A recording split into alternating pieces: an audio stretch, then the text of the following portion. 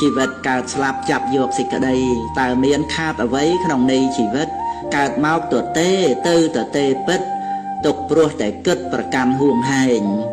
មានទ្រព្យគ្រប់មុខទិញសពមិនបាន